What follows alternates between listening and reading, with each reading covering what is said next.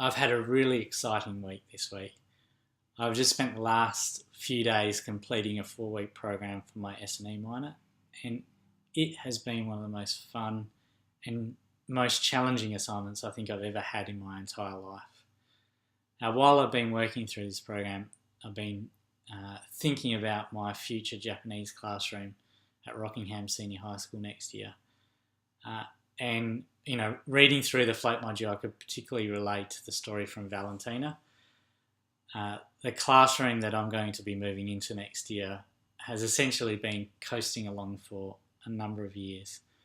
And the approach that I have towards pedagogy, which has been heavily influenced by the float module, is very different to the teacher that is currently in the classroom.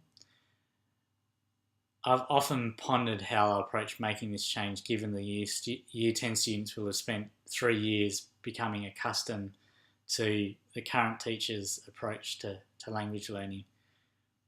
The other challenge that I guess this brings is that I'm not sure how much of the current curriculum planning I'll be able to use or even adapt for my new approach, and that's very daunting.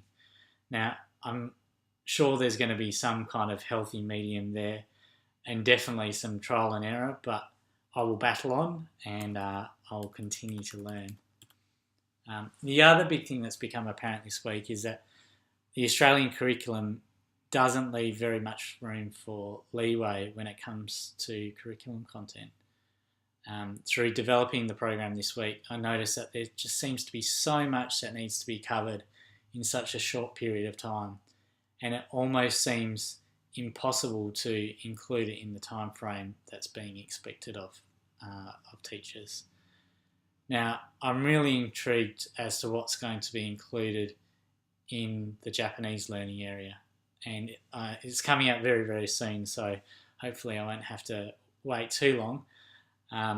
So one of the things that became obvious when I was reading through the float module is that the organisational strategies didn't seem to take into account the actual framework, such as the Australian curriculum, as being a way of basing the curriculum design around.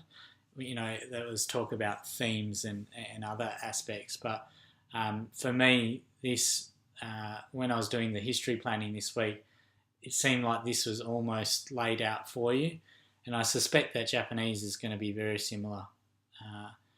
I think this is going to have a tremendous effect on how the curriculum can actually be planned out. I think it's going to place a lot of restriction on how flexible we can actually be as teachers to work within that framework. I still think there's obviously going to be some room for movement, but I suspect that most teachers will actually follow this framework just for the ease of its design purposes.